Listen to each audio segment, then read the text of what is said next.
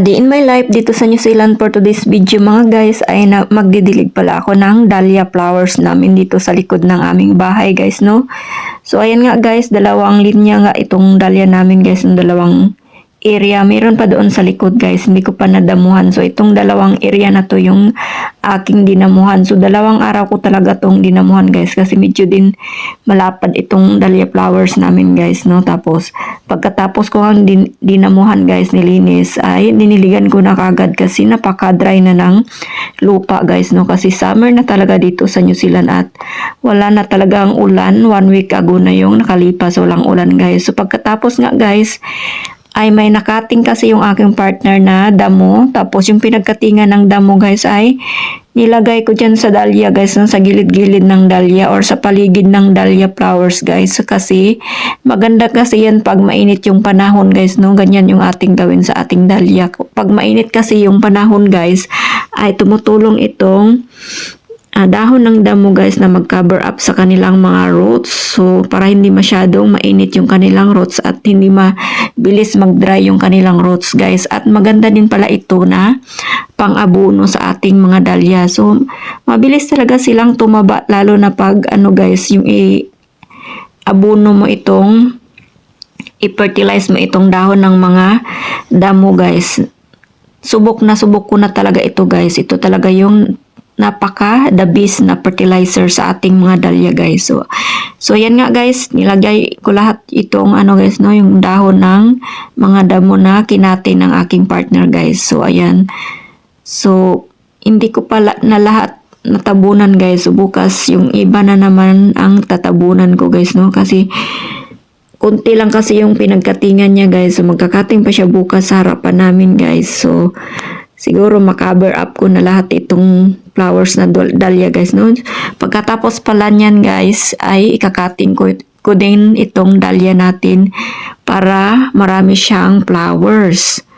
So ayun nga guys no, napaka taba itong dahlia na to guys kasi nga yung fertilizer niya is mga dahon lang ng mga damo guys. So less na gastos natin guys pag yung ating gagawin na fertilizer ay yung mga organic fertilizer lang guys no. Kasi pag bibili ka pa ng fertilizer sa supermarket or sa market guys ay napakamahal na talaga ng fertilizer, lalo na pag dito sa New Zealand guys no. Nasa $14 to $15 yung isang kilo. Pag nasa Pinas, i-convert mo yun, nasa 500 pesos na yung isang kilo ng fertilizer. So, mas mainam na talaga na gagawa tayo ng ating sariling fertilizer guys. So, nasa discarte lang yan guys no. Yung mga fertilizer ay andyan lang sa paligid natin. So, kailangan gagamitin natin yung mga natural or organic na fertilizer guys sa ating mga pananim para less gasto, less hassles. So, ganyan nga guys yung aking ginagawa ngayon guys. Lahat ng mga pinagkatingan ng damo dito sa aming paligid ay yan yung aking nilalagay sa gilid-gilid o sa paligid ng aking mga tanim guys. So, the best fertilizer talaga itong damo guys sa dahlia. Subok ko na talaga yan guys no, kasi last year ganyan din yung ginawa ko guys. So hanggang ngayon guys, yung lupa ng pinagtaniman namin ng dahlia ay malambot pa rin siya guys. Kaya yung organic fertilizer ay napakatagal kasi yun na mag-stay sa ating lupa. Kaya mas maganda na gamitin natin yung organic kaysa synthetic na fertilizer kasi nagtatagal ng ilang years sa lupa natin at ganda no ng epekto ng ating lupa guys. Napakalambot ng lupa. So hindi siya matigas pag yung mga organic yung ating gamitin guys. At saka less gasto pa tayo. So ito pala yung aming tinanim na mga dahlia guys. Mix pala ito. Maraming variety dito guys ang aming itinanim. May dinner plate din.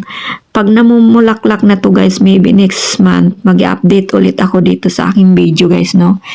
So pagkatapos pala niyan guys, magkakating ako ng dahlia para marami silang bulaklak. So kailangan palang ikakating din yung mga dahlia guys para danabin yung kanyang branch or yung sanga niya para mag-spread yung sanga niya at mamumulaklak siya ng marami. So yung ano guys, yung technique dyan guys ay before sila mag-flowers guys ay kailangan mo talagang katingin yung kanilang mga sanga. So ito din pala yung aking mga pananim ng mga gulay na pang summer dito sa New Zealand guys, no? Yung mga tanim ko na purple beans, butter beans, at saka yung sitaw.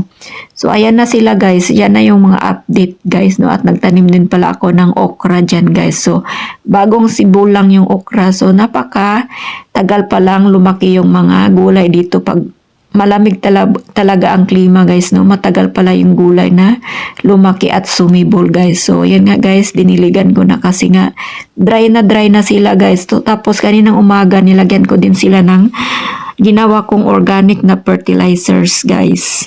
So ngayon guys, inulit ko na ulit na diniligan kasi natuyo na ulit guys. So hanggang dito ko na lang guys yung aking video. I hope you like my video. See you in my next video. And God bless. Bye bye.